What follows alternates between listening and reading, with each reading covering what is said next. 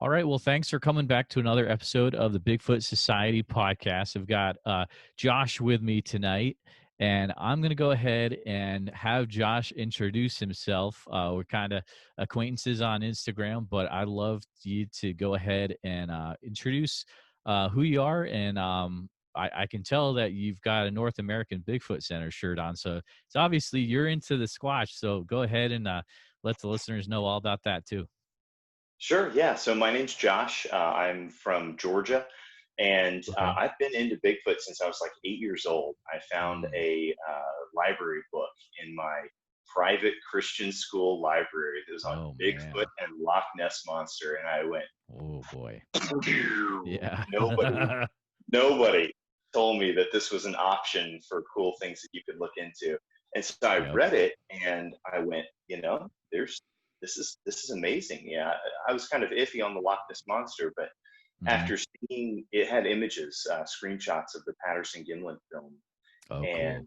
it just awakened this interest in me. And when I was 16, I found the BFRO.net site. This is back in the 90s, Oh, yeah. Yeah, right. DSL. And so I just powered through hundreds of hours of reading every single account I could get my hands Wow. on, that database and others. And it just amazed me how consistent of a profile of behavior and morphology and everything that all these people were reporting. And I started asking people that I respected, so what's up with Mhm. Bigfoot, is this real? And I had so many people just dismiss the idea out of hand and Yep. laugh. But after reading literally hundreds of hours of reports, I went, I don't agree. Where there's smoke there's fire. And I I don't have a view of humanity that allows me to imagine all of these people going through the time and effort to make up incredibly consistent reports Yes. just to be lying. Mhm. And so I think for me, that's one of the most fascinating things about Bigfoot. I've never seen one. I've been to a couple of places that are here in the Southeast where Okay. I've gone looking for them, and I found a number of stick structures actually, and we can talk about Oh, that. cool. Yeah, sure, sure. For me, the most engaging thing about it is that um, I, I just love thinking about it from the perspective of the psychology behind it. Why is Mm. it that as a society categorize Bigfoot the way that we do? And you're into this That's as really much as me. interesting. When did you get into Bigfoot? Yeah, so well, it's kind of it it's two different things, and I think you'll find one of them really interesting because you mentioned that you went to a you said small private Christian school. That's where Yeah, you yeah, found the book, right? Okay, so started out probably I was like around maybe like 8 or 9, and I was watching In Search of with right. Nimoy with my dad. So Uh-huh. that was kind of like you see the film and you're like, whoa, uh, Yeah, everyone stop. Did you see this? Did you know about this? And everyone's like, yeah, yeah, okay, whatever, blah, blah, blah. And then so that kind of died out, right? And right. then so I grew up in New England, and so I was Okay, like around all this crazy stuff, but I wasn't into right. cryptozoology stuff at that time, so I missed out on a lot. But Yeah, then so I was at a so fast forward, I'm in Central Iowa now, right? right. So I am so I'm at a small religious school, and where it's like there's a chapel service every Wednesday, Yeah, yeah. Same and for me. Same for me.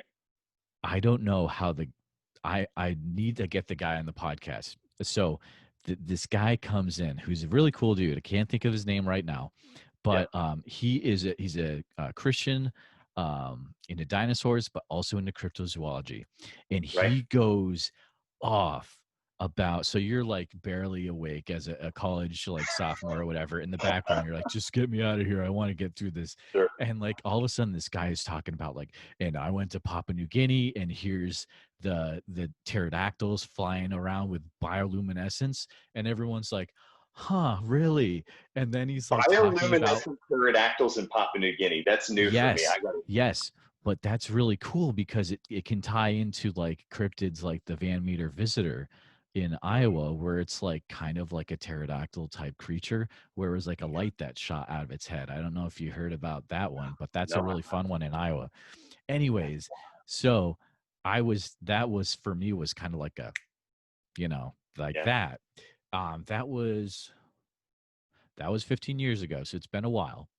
And then Sure. when I get to the point where I'm like, you're kind of like, oh yeah, I could totally, like, I just got more and more into it, like finding Bigfoot, stuff like that. And then I was like, oh, I should totally do a podcast. And then I was like, I've got all this extra time now. And I actually had wanted to, I kind of started it last year. So I had like the stuff already. And then I had all this extra free time. So I was just like, let's go for it, because of COVID, right? Yeah. Also, they would record the chapel services. This one chapel recording got magically erased from existence and doesn't Magically. exist. And Diane in the front office. Nope. yeah, Just it, it was like when he got off the stage, one of the the people came up. He's like, well, that was nice. Thank you. Okay, to well, that class. was And I was nice. like, oh man, like that was actually, I really enjoyed it. But so I've had kind of a weird like cryptid, journey and that. Yeah. But yeah, I like having this podcast because I like to, my goal is to get the story behind people that are in the cryptid community that you don't really get to see that the Mhm. story of the person, and you get to also hear about cryptids as well, but it's kind of like, it's like an NPR, This American Life in the cryptozoology community. It's kind of weird, but I enjoy it, and it makes for a lot of I good love times. that. So yeah. I love that. And I totally agree. There's so many people out there that have incredibly worthwhile stories to hear. Mm-hmm. Their stories are worth hearing whether or not they achieve some sort of commercial fame, right? Mm-hmm. And we value people whether or not they have a PhD or they've got 1 million subscribers. But to True. me, human beings are human beings, whether they've, done something to titillate the world or not, and their stories and their opinions matter.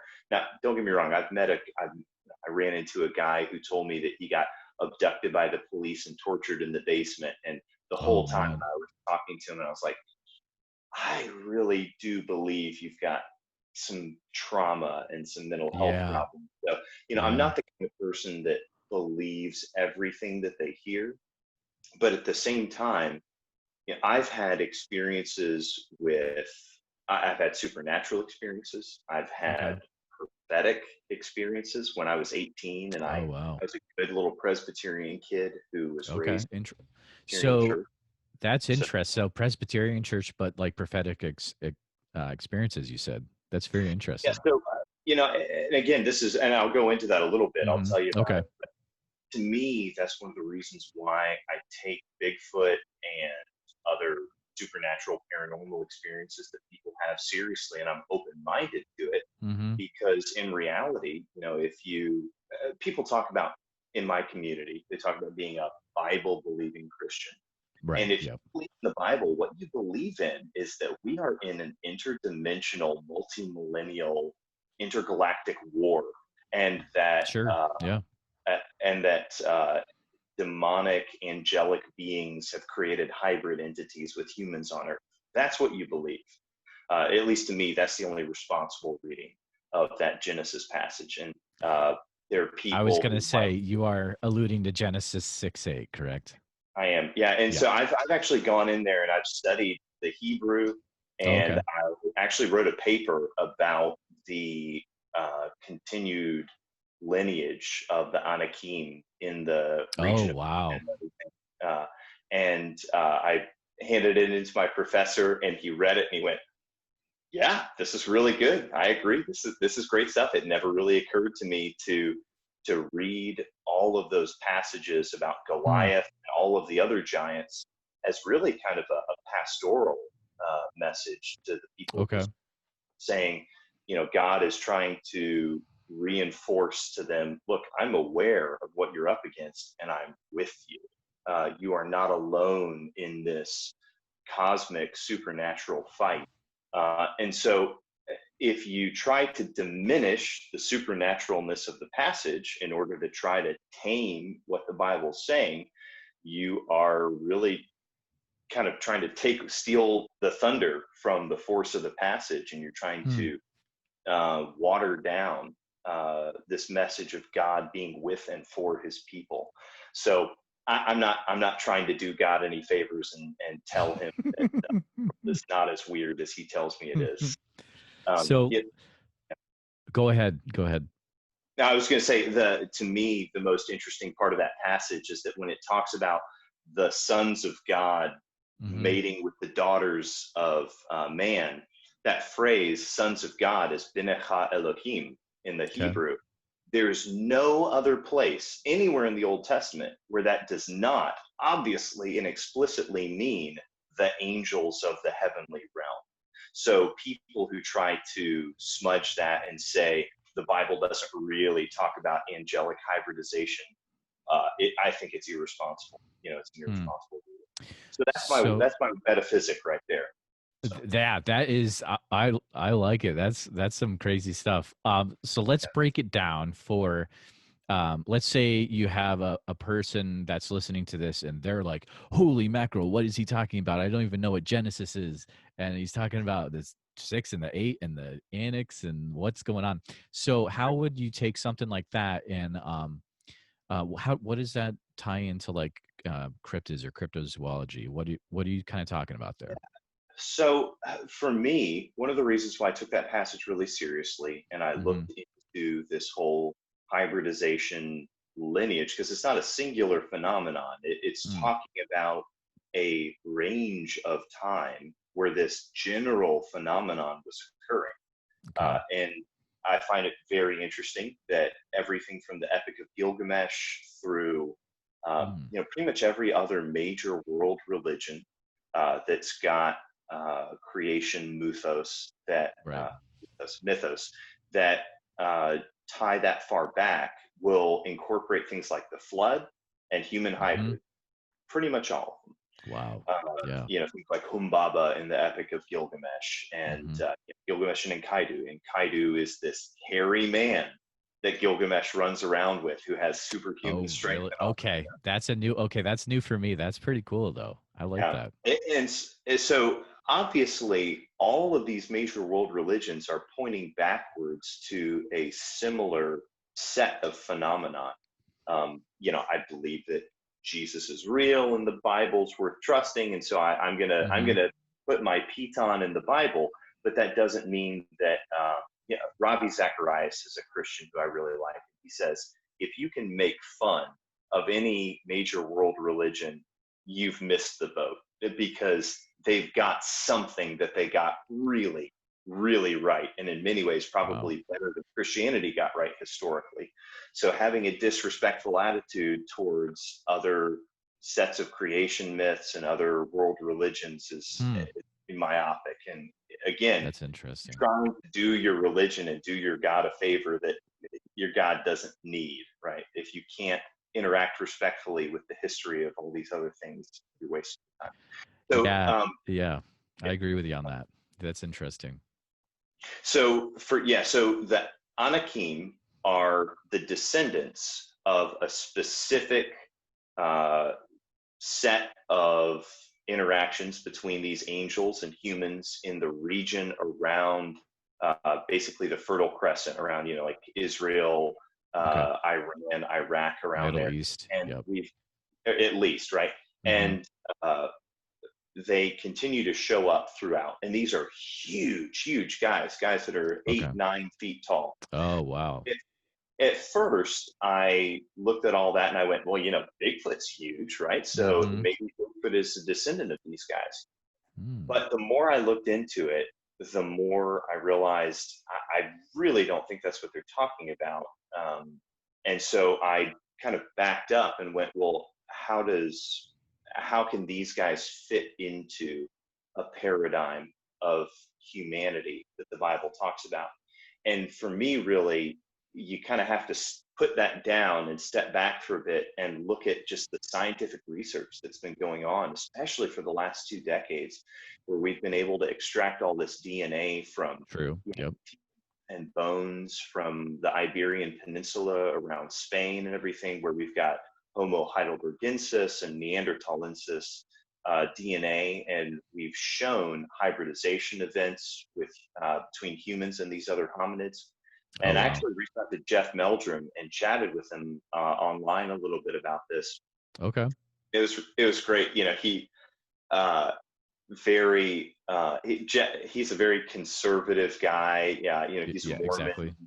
Very religious. You know, I would love to get a conversation with him about the intersection of his religion and his views of science. Oh man, yeah, that would be great, wouldn't it? Yeah. You got to get him on and talk to him about that, right? So I am. So, a question for you: so do you have your own podcast then, or like you kind of alluded to it? No. Okay. No, I've right now I'm doing a D&D podcast with some friends, but I don't have any. That's amazing. I love it. Yeah, it's a lot of fun. But so the way I'm looking at it is I'm kind of like going up by tiers. You know, so I have like kind of like my tier A guest, and then like eventually I'll get up to tier B and tier C and tier D. And so I'm kind of like, I don't know, I feel like I almost have to like earn the right to be like, hey, Dr. Meldrum, come on my podcast, you know, like that. I can't just jump to that. It's some weird thing I have. So I'm working up to it, you know.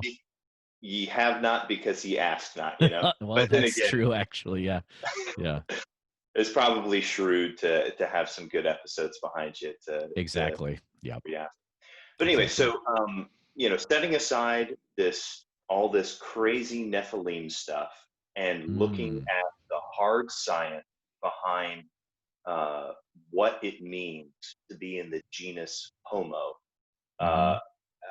we've got at this point a dozen different members of the genus Homo that are preferentially bipedal, meaning whether or not they can be on their knuckles for moving around, clearly they prefer to be on 2 feet.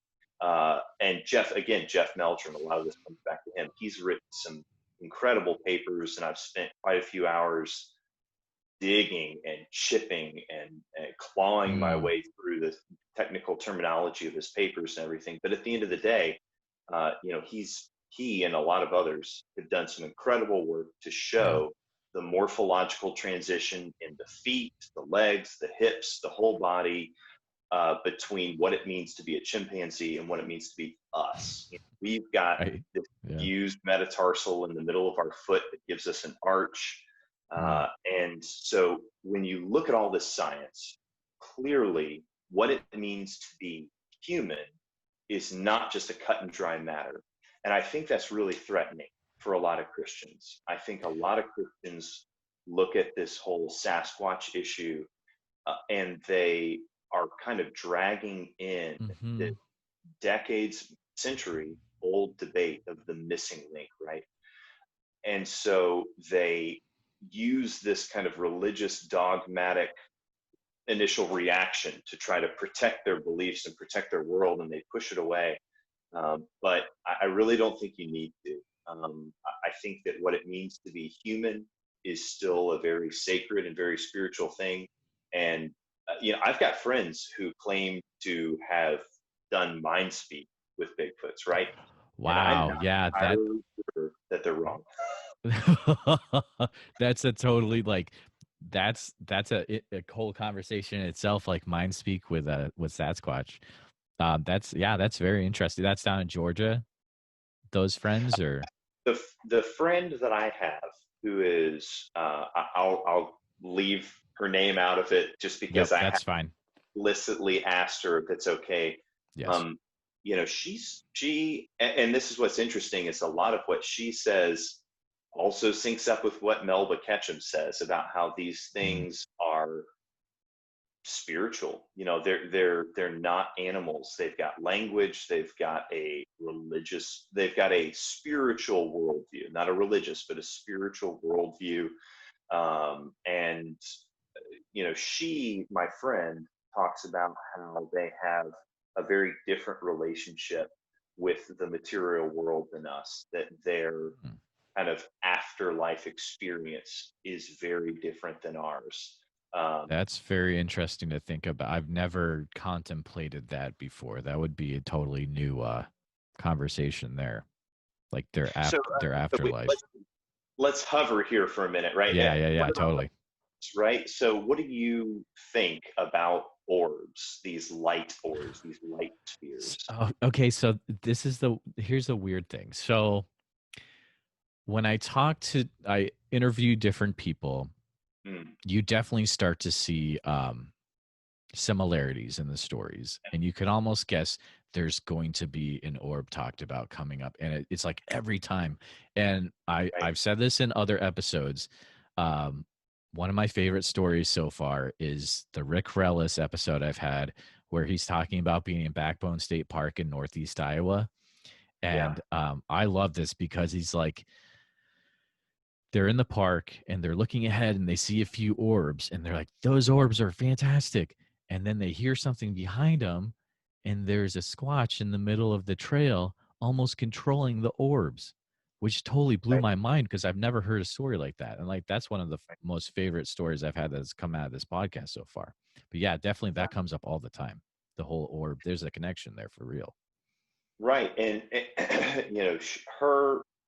her belief and her, what she's conveyed to me is that these are disembodied spirits of Mm. previously deceased Bigfoots. Oh, And what's interesting is that that's what at least a lot, I don't know about the majority because I'm not an expert on Native American folklore okay. regarding Okay. Yep. Bigfoots, but I've heard it a lot, like many, many, many times, is that the mythos, the worldview of a lot of First Nations peoples are that these orbs are in fact Wow. um, entities that have passed on, Okay. that were previously these guardian spirits. Um, but the other interesting thing that she brought up is that there's a kind of a spectrum of participation that these Hmm. people have in the supernatural world that is available to them by birthright. And her perspective is that she says that she's received directly by mind speak and everything. And keep in mind, the reason why I'm not sure that she's wrong is because when I met her, she showed me a binder this thick of pictures of Sasquatch on her property. And I started flipping through them and I went, this is buck Like you can wild. you can see the Sasquatch, or like These aren't blob squatches. These are like pretty really? clear Oh wow, that's awesome. blob squatches. Some of them are Yeah. like, holy crap.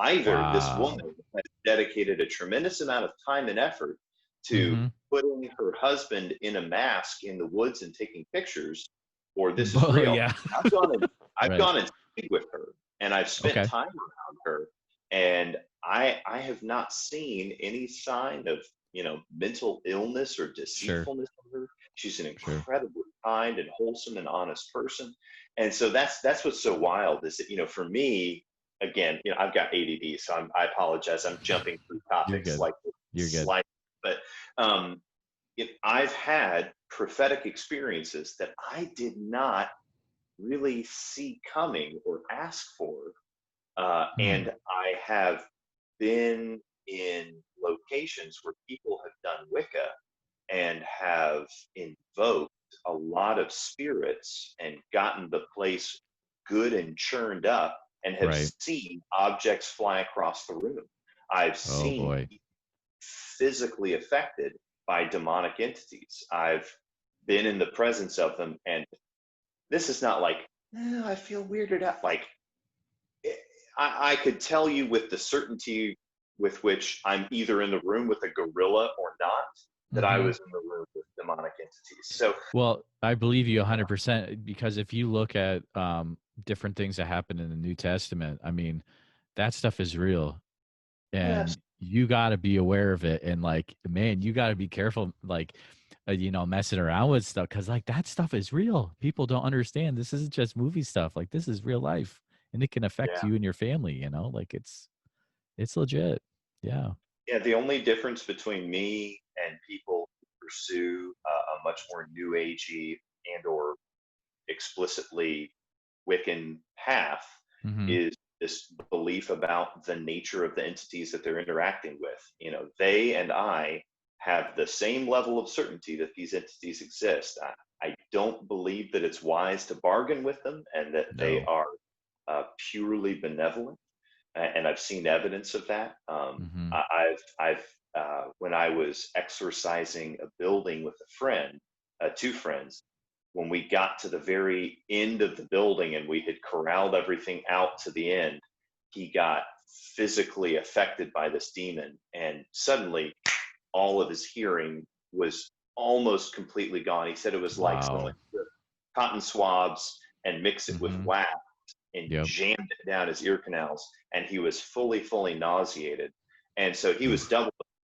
And what's wild is when this happened, I it wasn't weird to me. It wasn't scary to me. And that's not a sign of how, you know, I'm so cool or whatever. But in that moment, I also just very clearly felt the presence of God and very clearly Hmm. felt God was letting this happen for a reason.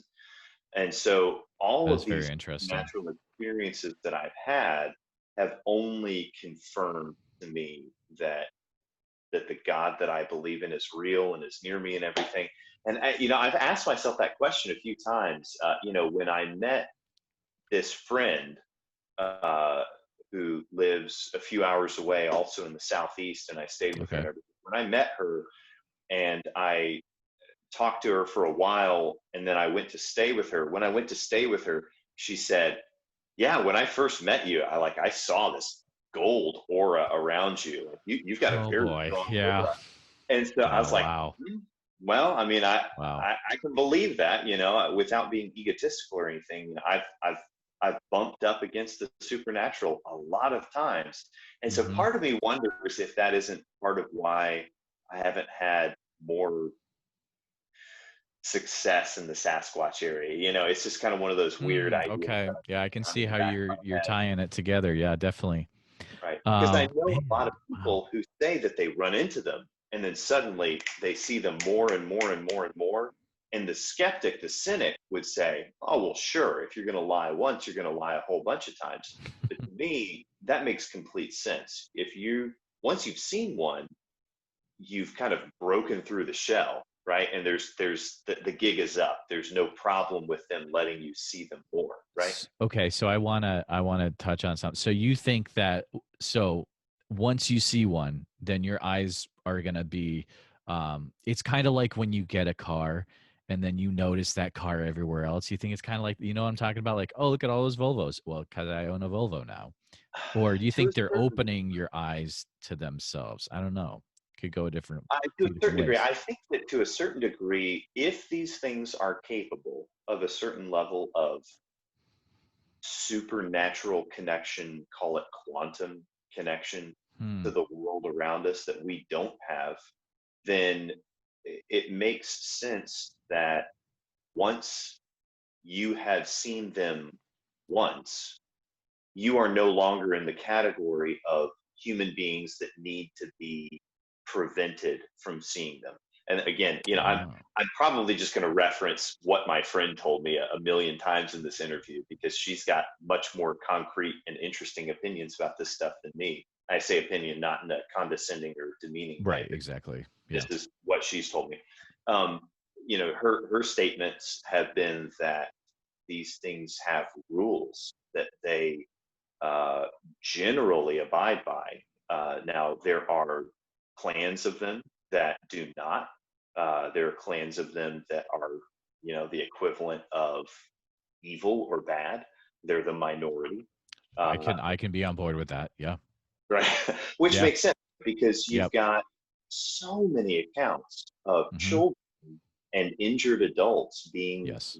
returned to their families and being returned to the path that they wandered from by these things. And then you've got, uh, you know, God. places like Mount St. Helens pre Yep. explosion.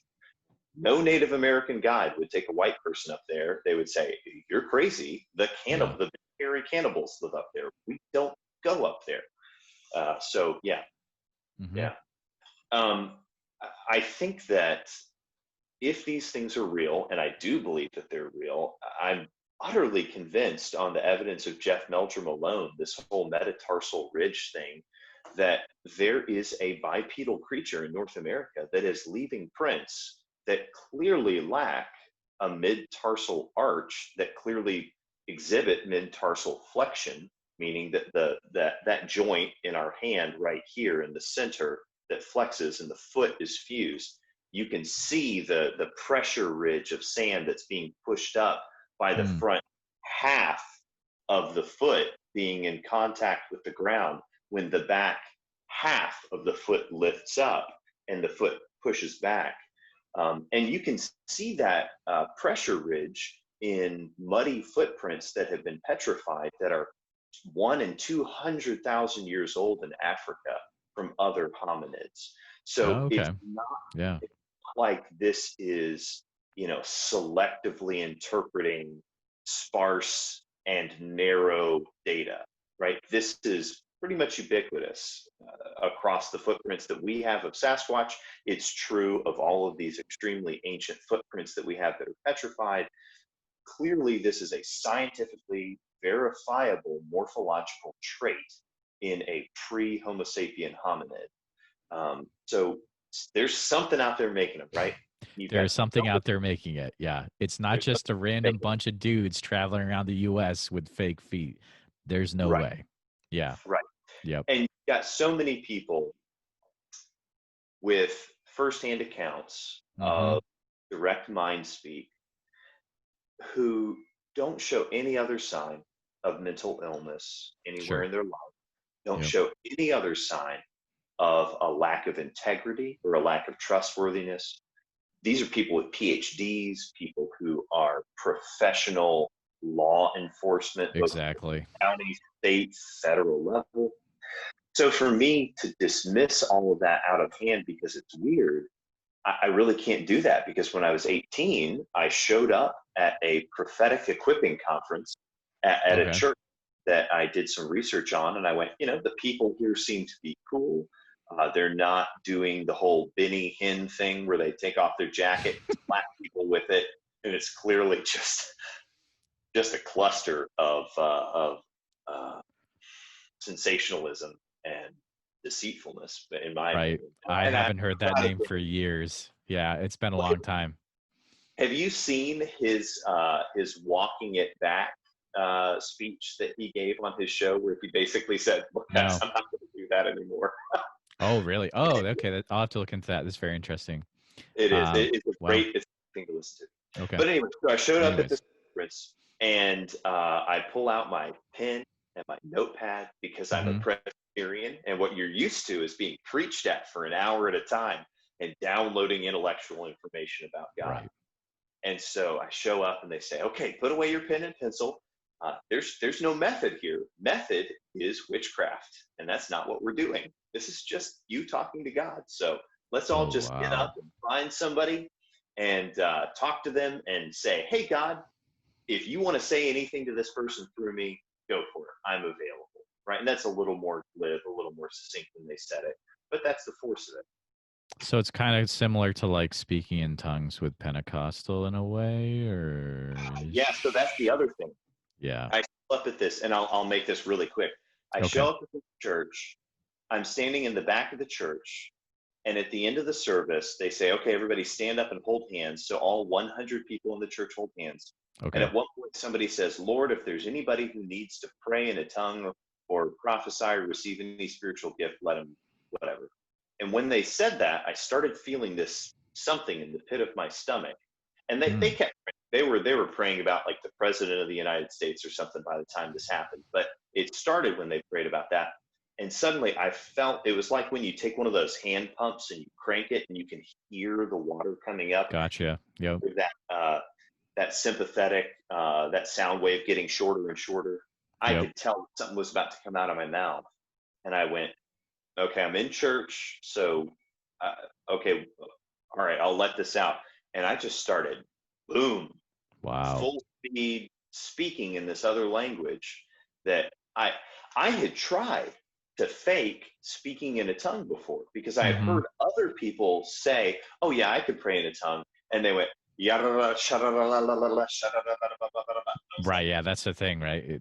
That's when people try to do it. Yeah. That's not praying in a tongue. That's just making gibberish, right? Exactly. Because I was not repeating phonemes. I was making lots of different sounds that I had never made when I tried to fake it. And it was clearly just flowing out of me at a speed that I was not responsible for. So I slapped my hand over my mouth, because again, I'm a good Presbyterian kid that doesn't believe that the Holy Spirit still does anything wild, right? And over time, I was able to kind of ease that anxiety and lean into it a bit. So that happened at one point. And then later, a few years later, I go to this prophetic equipping conference. This guy walks up to me and we meet up and we say, okay, we'll be partners. And so he prays over me and he says a bunch of stuff that is very accurate and very relevant, and very encouraging. And I go, whatever, every guy my age. So of course he's telling me things about working with youth and stuff, blah, blah, blah. Really great attitude for showing up at a prophetic equipping conference, right? And then I look at him and I just, boom. I mean, the moment I look at him and I kind of say, all right, Lord, what do you want to tell me? I see this clear image of this kid who has been put in timeout by his mom and left. She's forgotten. And then I clearly see a student sitting in a desk at detention, and he's looking up at the clock. And I don't know what time it is on the clock, but the point is, as he's looking at the clock, he knows he's been forgotten and left in detention, and no one is coming. And then I'm like, okay, anything else? Santa Barbara, California. I went, Lord, I've really put myself out. Just randomly Santa Barbara, California. Santa Barbara, California. Wow. I've gone out on a limb here. This is embarrassing. This is like, I'm vulnerable here. If you could do me a favor and not just like allow mental salad to go flowing through my brain, I'm trying to do prophecy.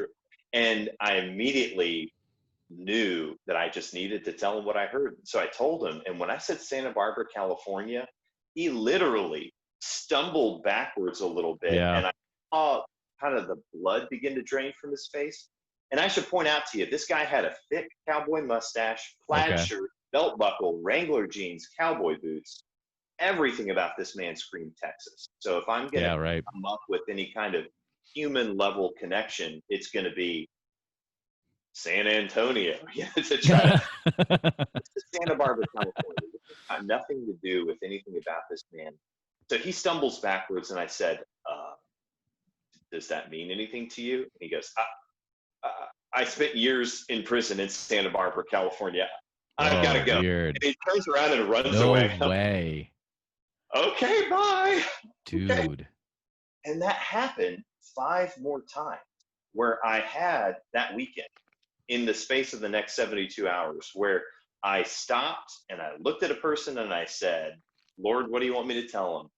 And the craziest one is there was this cryptographic hash key on it, where I looked at this girl and I said, all right, I see this stream with a current flowing in it, and there's like a path within the current. And I see this wave, like from the ocean, like Finding Nemo. Yeah. And I have no idea what any of this means. And I'm thinking, why the hell am I thinking about a Disney film when I'm in the middle of trying to tell this woman what I think God is telling me? So I tell her this, and I say, I see the stream, current, path, I see a wave, and she cuts me off and says, like Finding Nemo. I see a wave from the ocean. Oh, wow. No way. Like Finding Nemo? I'm like, yes, very much like Finding Nemo. So, stuff like that was happening all over. Wow. So the force of all, and I don't need to get into all the rest of it, but the force of it is, I am utterly convinced that that God is real, and for other reasons besides that, I've seen other miraculous things. Mm-hmm. But my point is that the phenomenon of mind is in the Bible. I don't know what you would call prophetic words or prophetic utterances, if not mind speak. It's God speaking directly to the mind. Okay. Yeah. Okay. Yep. Yeah. So from a Christian metaphysics point of view, if you believe that God is doing this, and then you look everywhere else at all of the other miraculous events of the Old and New Testament, and you realize that none of them are really in just abject defiance and just way off in left field aberration from nature. They are in some way an object lesson, which is not to say that they're not real or they're metaphorical. I think they really happen. But all of the things that God is doing in all these other places are somehow metaphysically tied into the nature of reality. And he's trying to get your attention and tell you something real. I don't know why you would look at that and then at prophetic utterances and say, well, clearly the only way that that's real is directly between God and man, right? Because I've also heard a number of very reliable witnesses talk about astral projection. I think that astral projection is absolutely a real thing. You know, Sinbad on an interview with Pete Holmes on the You Made It Weird podcast was talking about when he was a young man. Did you hear that episode? I haven't heard that. I know that podcast is pretty wild and crazy. So yeah, I have to check out that episode though. You should. He gets into it. He talks to his dad, who's a deacon in the Baptist church. Hey, Dad, is this real?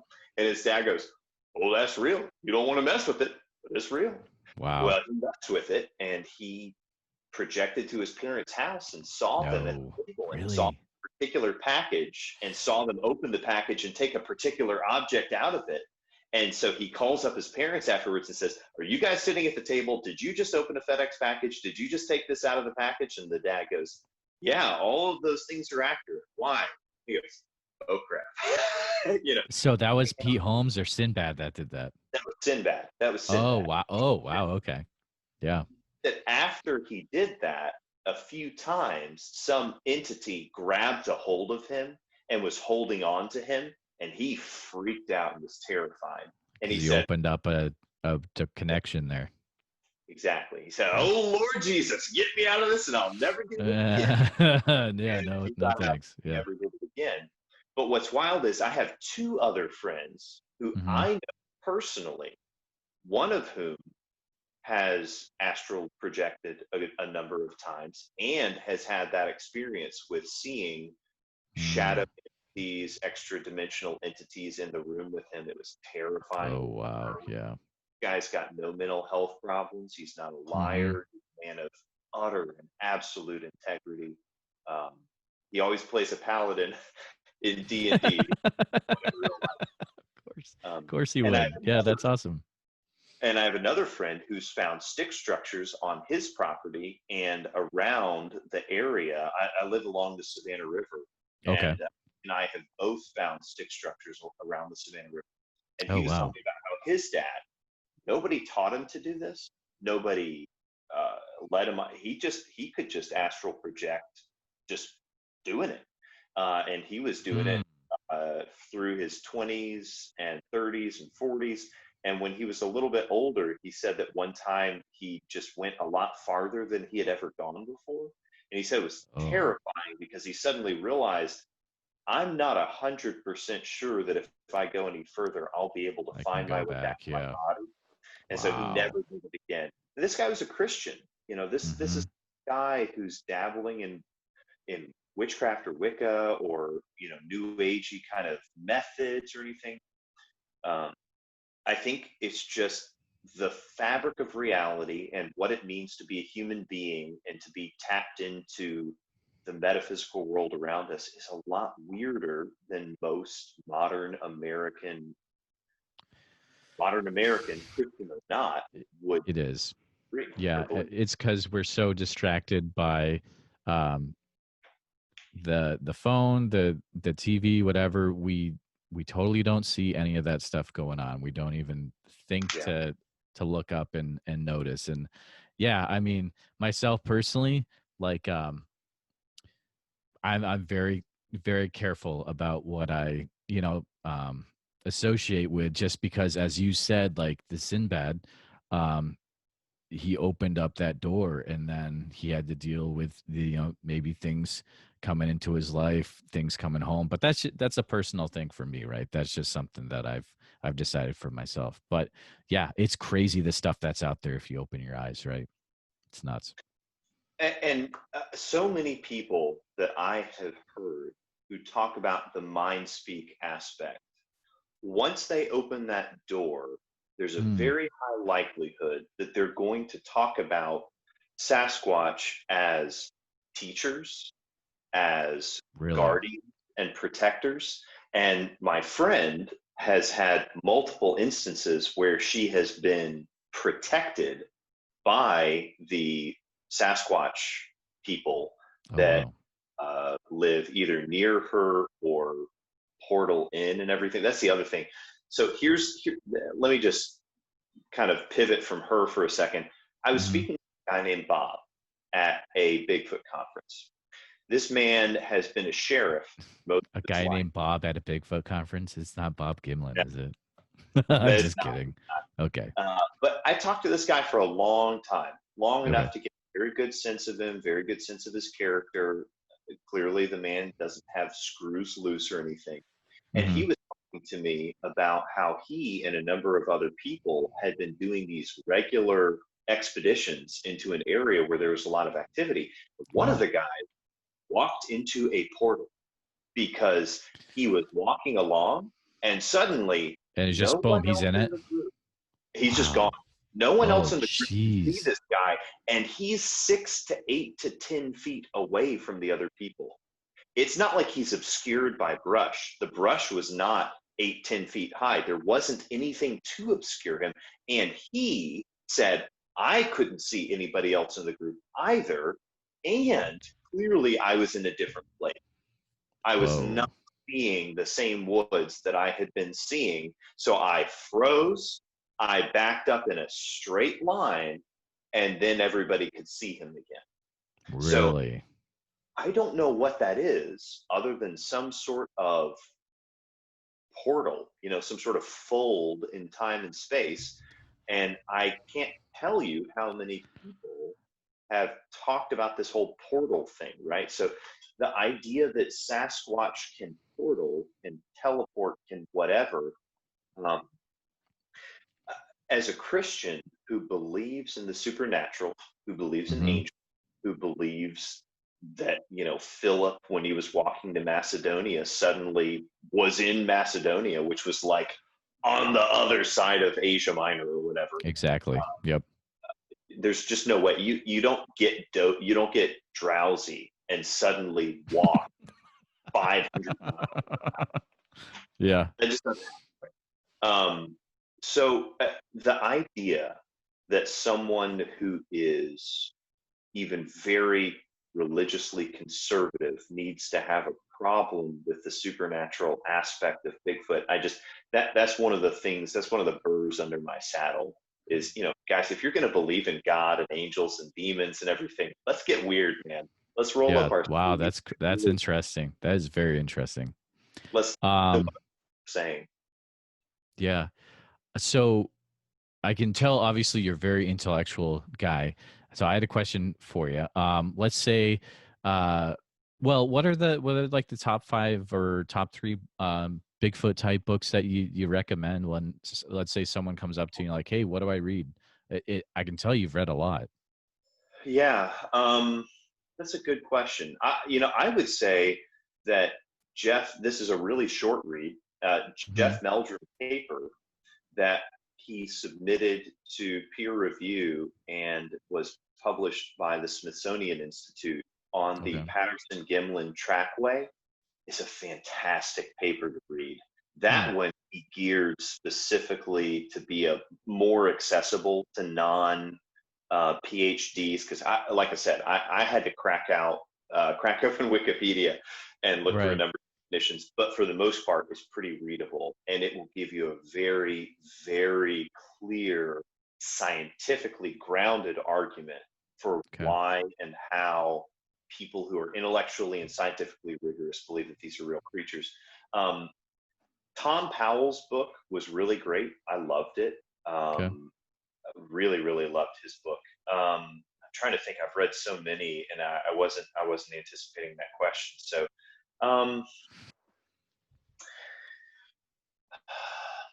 gosh, that is tough. Lauren Coleman's book was really good. I've read so many; it's hard to keep all the titles straight. I know there's a lot of them, definitely. You know, for me, honestly, at the end of the day, a lot of these books are fantastic, and I'm so grateful that these authors have spent this time to put this material together and write these books. But for me, a lot of the reading material that I am so grateful that I spent literally at this point, probably shamefully, thousands of hours reading, is all the different databases, the BFRO.net database, Oregon Sasquatch, the gal that wrote Enoch, and that's its own weird little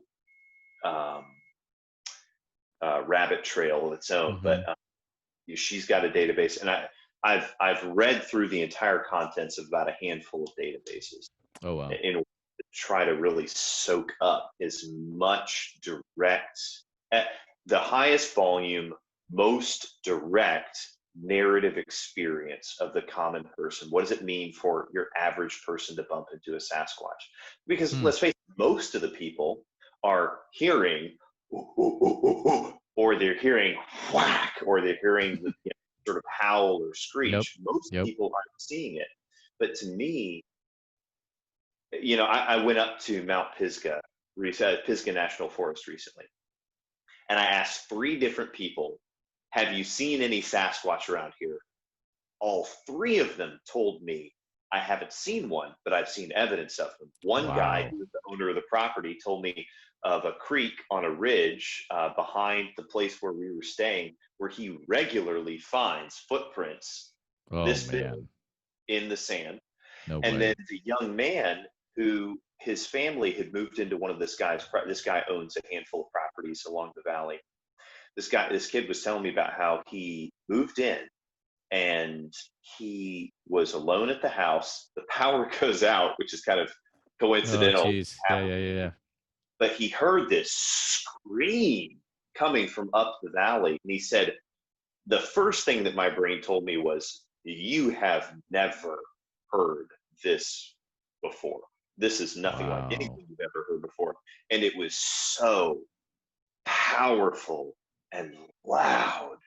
And what's wild is after that, he was sitting in the room, and he just suddenly, his brain told him, whatever, do not turn your head. Do not look at the window. Do not look over there. Do not look over there.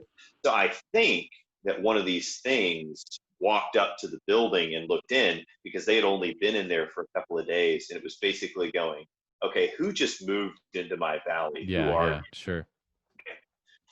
And again, that's tale as old as time. There's so many people that report this behavior of them kind of getting a little brazen when there's a window between the two of you, and they walk up to the edge of it and stare at you for a moment and then walk away.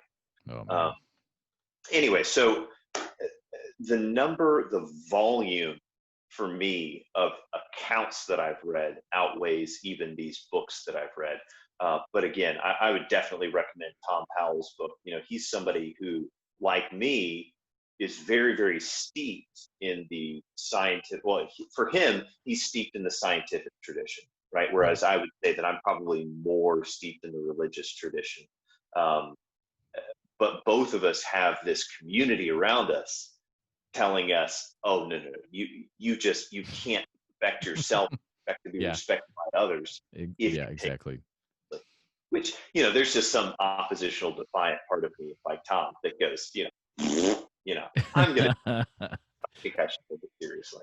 So follow-up question to the book question. So, not that I have actually like spent the man hours to try to look into this, but maybe you have because of what we've talked about so far. Have you ever found any books or things where it's like they tie together like the Bigfoot or cryptids to like the religious stuff that we've been talking about? any things like that exist out there in the print world that you've stumbled upon, or maybe it's something that needs to be created, you know?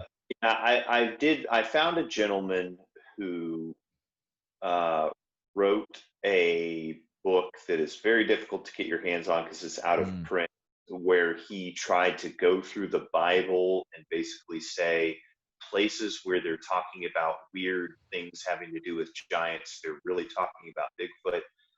I Oh, can't wow. say this. I found his argument to be totally compelling. Like I said, again, I've studied the Nephilim thing. I've gone to the original text and looked at the Hebrew and trying to figure out what they're talking about. And from what I can understand, they're talking about descendants of angels, whereas what we're talking about with Bigfoot is, from what I can tell, the North American Bigfoot, as opposed to the hominids in South Africa that I forgot the guy's name, but he's an elephant and lion researcher. He's seen them a handful of times, and he has other people in his Really? personal That's circle and cool. contact who have seen them.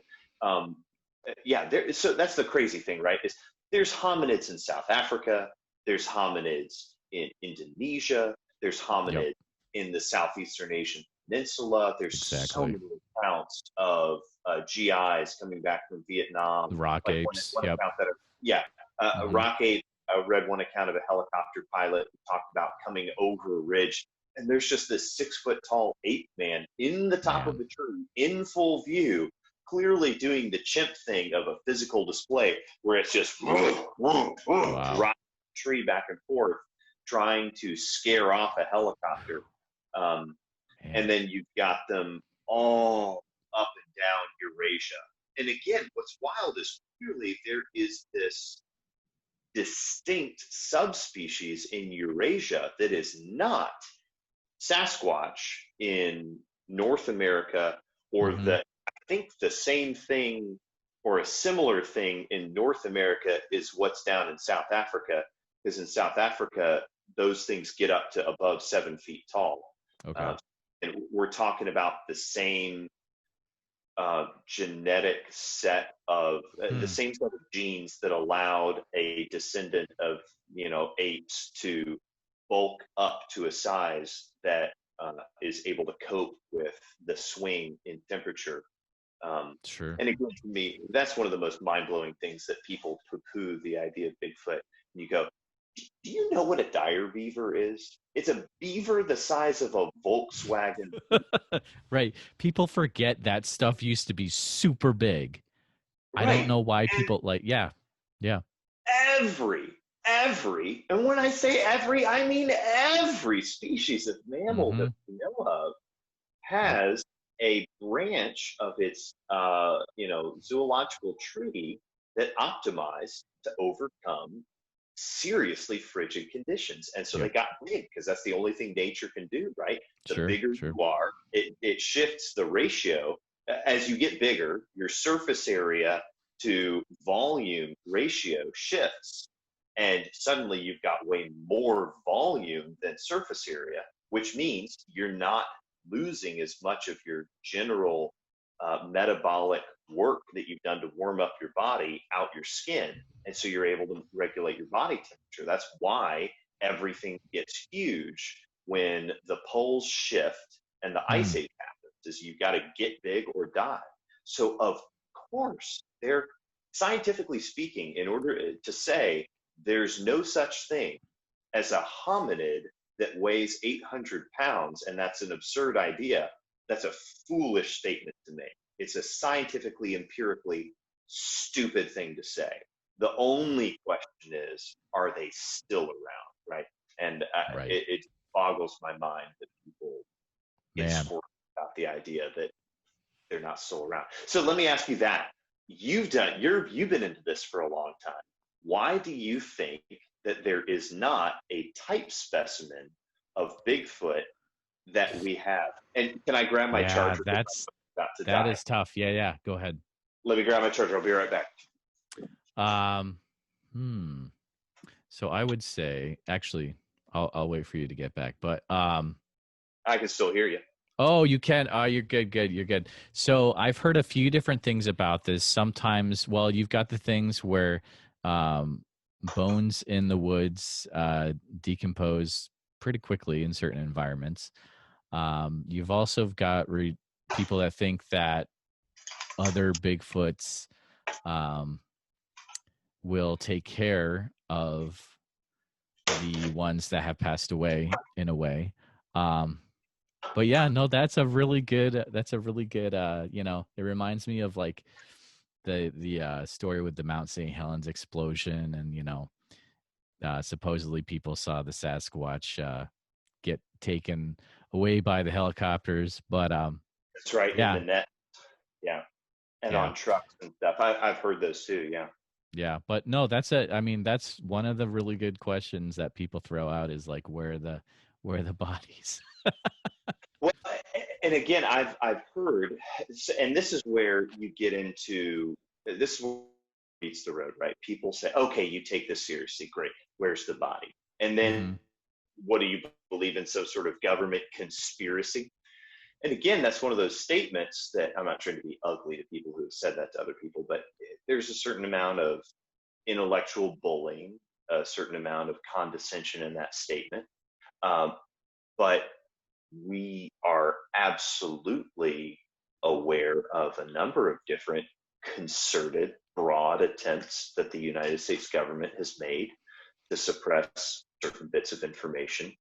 So I don't understand why people find it to be laughable when you propose Mm-hmm. to that within the, forget about Hydra, it's just a seething cult. The United States bureaucratic system across all of these different government branches is buck wild, right? It You've is. got Yeah. different organizations stepping on each other's toes, grabbing for jurisdiction, other people pushing off responsibility onto others.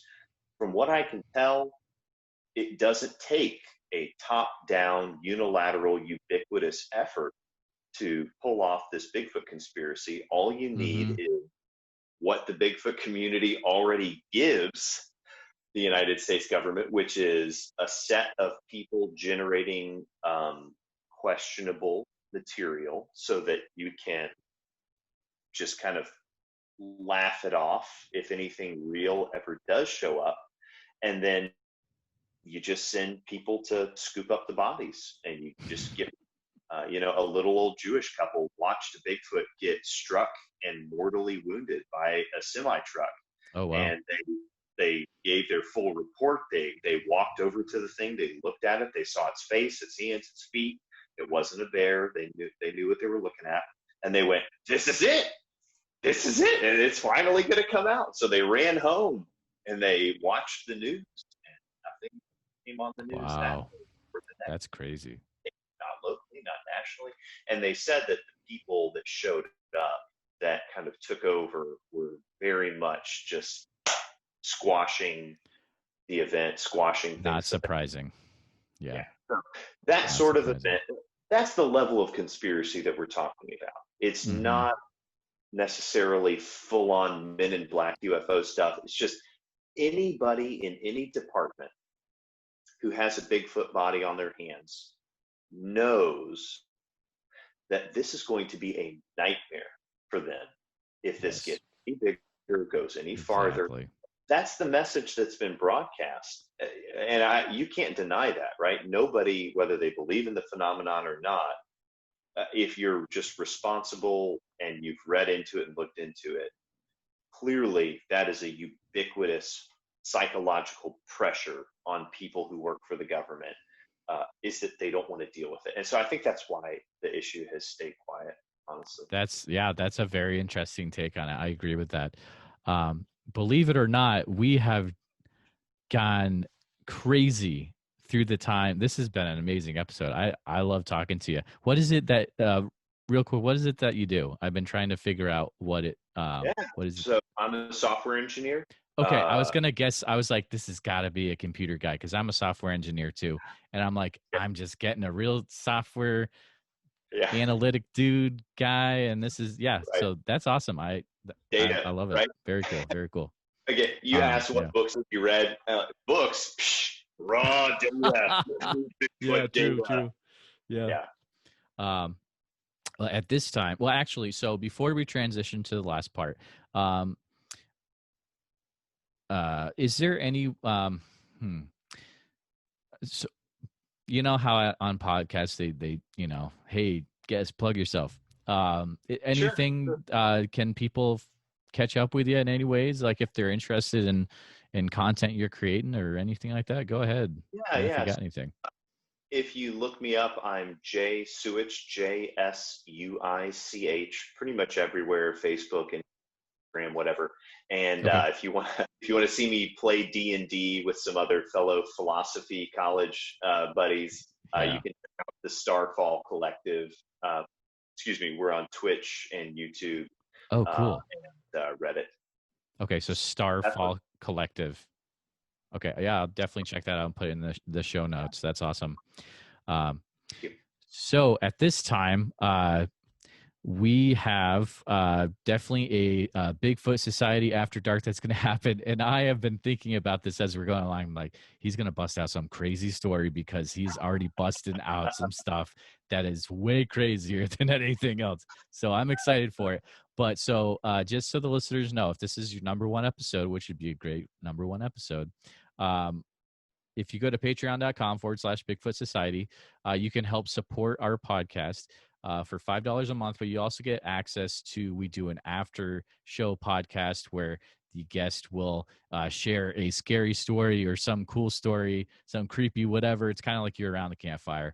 But yeah, we're going to go into that next. So at this time, we're going to say bye and thanks for coming on, man. And yeah, we'll see you next week, listeners. And all right, Jeremiah, thank you so much for having me on. I appreciate it a lot. you got it.